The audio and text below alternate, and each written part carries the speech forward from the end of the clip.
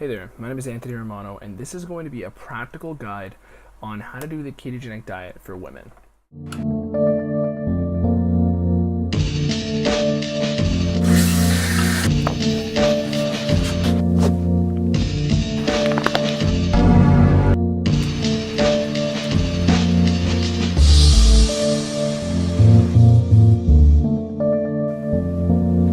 Now, I'm obviously not a woman, but I've helped plenty of women with ketogenic diet plans, keto advice, and I've done a lot more research on keto than a lot of the other resources on YouTube.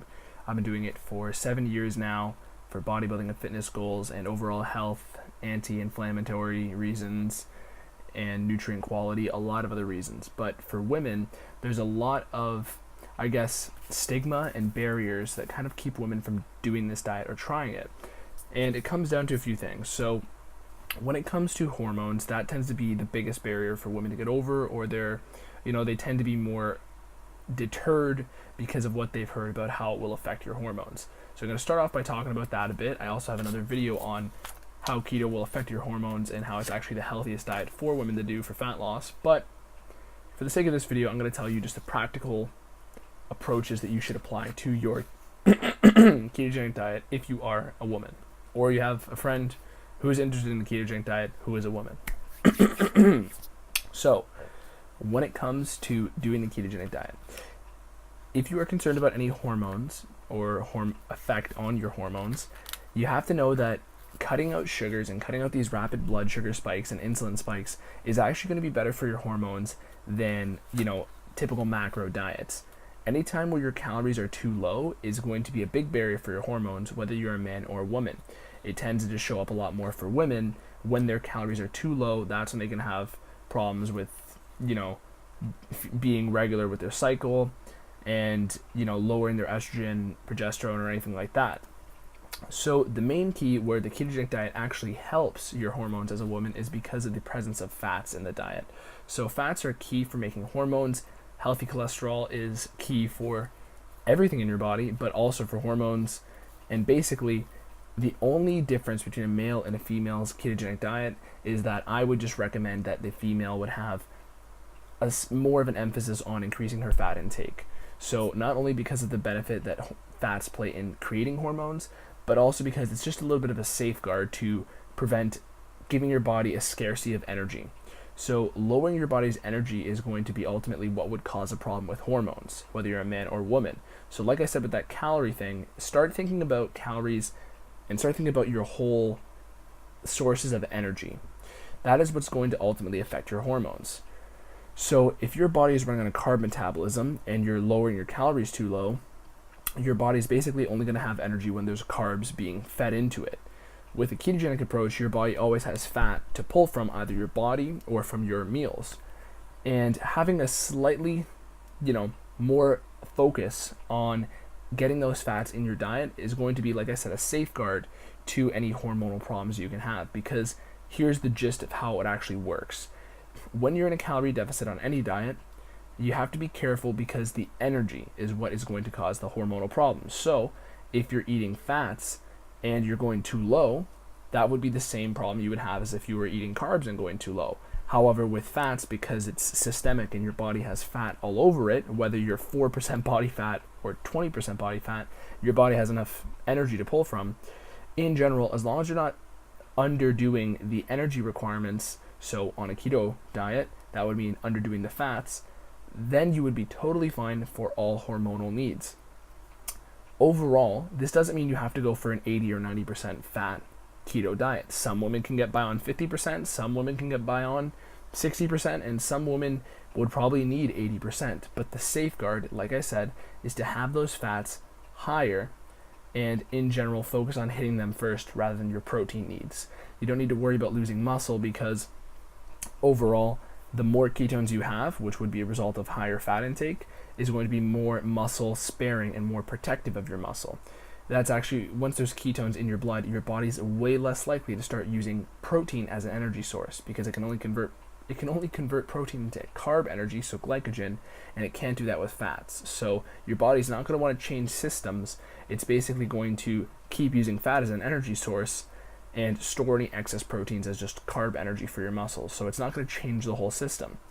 So what this actually looks like is you would want a meal that is fatty for your breakfast.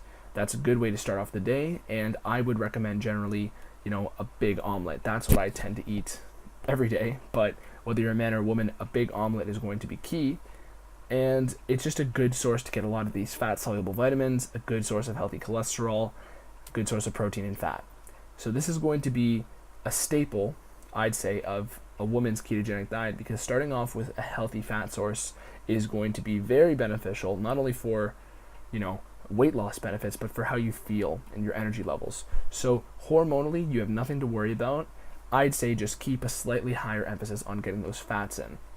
Additionally, in case you weren't aware, there's plenty of skin benefits that go along with a ketogenic diet, and that's actually why a lot of women do it in the first place, because when you cut out those sugars, it makes it a lot harder for your body to produce acne or other blemishes on your skin, unless you're like very poor with your hygiene, because you can still get a pimple or two on keto, but in general, acne does need sugar in order to produce more blemishes. So in general, with regards to anti-inflammatory benefits as well, cutting out those sugars and getting higher amounts of those fat-soluble vitamins is going to make you feel way better. Trust me on that. I've had plenty of women that I've made plans for come back and tell me that they felt way better than on any other fat loss diet or any other diet in general, whether they're losing weight or not.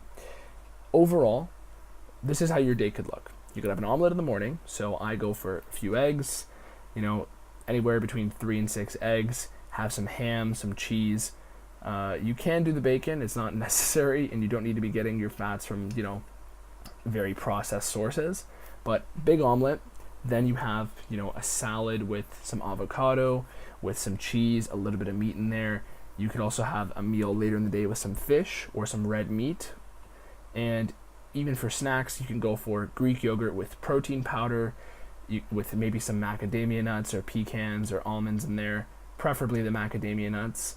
And other snacks could look like, vegetables with cheese, broccoli with cheese. I have a couple recipes for a chocolate mug cake and a keto pancake that's actually really delicious that I'm going to be putting out. But even other snacks like almond butter and whey protein and any other recipes you can compile with those, just so you can make sure you hit your sweet tooth at the same time and you always have options. In general, the staples of the diet are going to be the big omelet, a salad, which is going to also help you with regular amounts of fiber, and throwing in an avocado in there is also a good source of healthy fats, and there's a lot of diversity you can do with that, because you can make a little guacamole, put some meat in there. If you're a fan of fish, then I personally love white fish, so basa fish is a great option. Don't get tilapia because it's a very lower quality fish, but in general, even salmon is great, sardines, kippers, and my personal favorite is canned cod liver. So this sounds gross, but it's actually one of the most delicious fish I eat, and it's actually my favorite fish to eat, and it's one of the most nutrient-dense foods you could eat, because liver is very high in nutrition and vitamins, especially those fat-soluble vitamins. So overall, the practical takeaways here are: don't be afraid of fat. In fact, put more of your focus on that. So for a lot of the men, oftentimes you can start by eating your protein requirements and not really concerning yourself with making sure you've hit a good amount of fat. For women, at the end of the day, you're going to want to look and say, okay, I've had at least 60% fat today. You don't necessarily need higher fat on a ketogenic diet to lose weight. As long as you're not eating carbs, then you'll be in ketosis. But like I said, the higher fat emphasis is going to be a lot more practical for how you feel, and it will ensure that your hormones are exactly the way they need to be. There's actually studies with women and fat consumption, and even increasing your fat intake by 5% has been shown to regulate estrogen and progesterone levels so they're optimal in majority of women. So, and in menopausal women, it increases their progesterone and estrogen by 12%, I believe was the number. So overall, emphasis on fat, focus on making sure you hit at least, I'd say, 60% a day. Some women might need higher, some women might be able to get by with lower. You're not going to have any hormonal issues that would be related to carbohydrate intake. Like I said, you're going to have much more stable blood sugar, much more stable blood insulin. Also, I listed some options for foods, and at the end of the day, really it all comes down to finding a structure for yourself. If you like intermittent fasting, you can throw that in as well. It goes in very well with ketosis. But at the end of the day, the only other thing I'd say is make sure you're getting adequate electrolytes. So the electrolytes are like sodium, potassium, magnesium. So the easiest way to say this is salt your food a little more. However, an electrolyte supplement will make sure that you are feeling your best. So because this is when you don't have carbohydrates, your body isn't retaining as much water, and electrolytes are basically going to be your sole source of water retention, and your body is like 80% water, so you're going to need water and to be hydrated in your body. So if you combine emphasis on fat, getting your electrolytes, and finding a structure of meals that you like, and you can also use those snack suggestions, and I'm going to have a video on the keto desserts as well soon.